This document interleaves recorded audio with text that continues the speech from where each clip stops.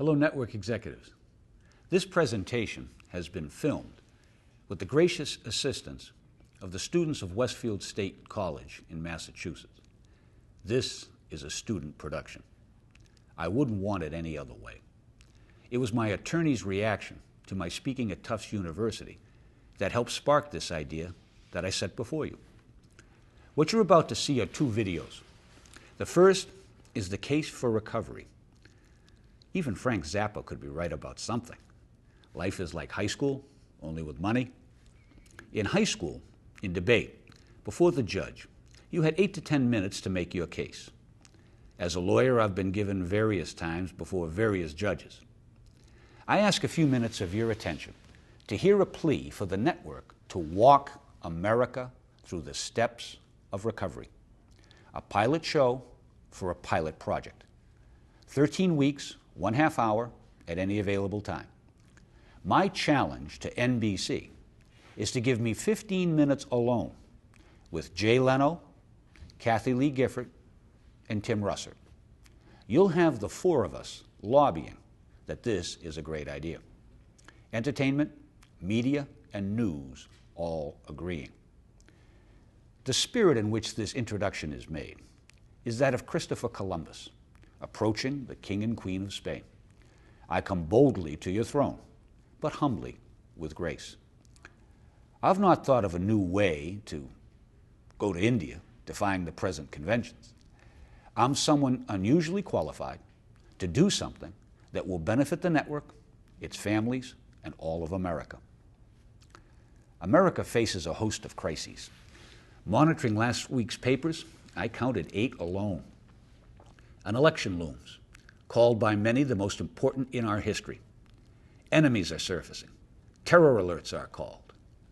Over the last 7 years, the personal condition of America has worsened appreciably. America is sick, self-inflicted or otherwise. I'm a lawyer, not a clergyman. I make no moral judgments. In America, for all too many of us, life has become unmanageable, like it or not. People are unable to face the realities of what they're dealing with and what they're suffering from, and dysfunction has gone mainstream. Too many people in too many courtrooms are pulling Britney Spears-like moves in real life. The only thing is there's no camera running. I know. I've been in many of those courtrooms. What you're about to see is a presentation making 3 points. How we're all eligible and qualify to take the steps of recovery. Who am I to facilitate the process? And what would it entail? Answering the questions of why, who, and what. You'd be the where. To assist you in considering your decision is a separate video presenting a pilot show for the show Life is Worth Living for the 21st Century. You may wish to consider this on your own, separately, as a program presentation and as a pilot. You may also look to the content and delivery to ascertain whether or not I'm indeed your man to walk America through the steps of recovery. It's for that separate reason the video is provided. I believe that what I offer is better and more impacting than Regis reviving ABC with a millionaire game show, or even Fox with American Idol. Let us be very practical. With many millions presently attending one of over 400 12-step fellowship groups in this country, throughout the series of programs, almost all will view at least one program out of curiosity, if nothing else, particularly if promoted properly. With a promotion designed to reach what people would call the church, by midstream, 30 to 50 million will be interested in just seeing for themselves. I believe 2 things to be true. Number 1, walking America through the steps of recovery will generate enough curiosity, spiritual and religious interest, sociological reaction, and life-changing positive side effects that potentially exist to create an audience in the very, very large million category. We know it's there. The elephant is in the living room, folks, and we all know that it's there. The one who announces it sets the new trend. Let's mark it. Recovery is mainstream, or needs to be. The goal of this entire production is to be granted an audience. For indeed, the project is bold and to some ennobling. At my age, all I want to do is follow good advice and finish well. Many counselors speaking to me concerning this project have painted a picture of all network executives, obsessed with revenue, profit. Anything done with any measure of an altruistic motive would be scoffed at or at least ignored. I disagree. I believe there's a little bit of Edward R. Murrow in most every person who feels a pull to broadcasting. But to the extent a more cynical outlook prevails, consider carefully. The operative cost to you is zero. I'll do this and help promote it for nothing. All I want to do is to do my duty, help serve my country, be a friend, be a good neighbor, have a clear conscience, and face my maker. Boy band singers raise chips in the air and proclaim, "I just got my 90-day chip," to 13,000 screaming fans.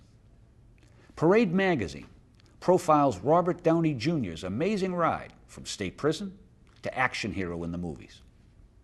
Facts are stubborn things. The statistics confirm the common sense truth. We're all recovering from something. We qualify for Depression 101, Addiction 101, Victim 101, or any permutation you want to see. The solution is the same for everyone. Vanilla, generic, truly American, tested over time, in many milieus, on many issues, for various problems. Steps of recovery created in 1935 that offer a style, a pattern, a schematic, a blueprint to help one who is willing in the privacy of their own living room or with groups if they so choose. Number two, you'll have no problem obtaining a sponsor, particularly if you propose Masters Golf-style sponsorship. Commercials limited to front and back with one sponsor.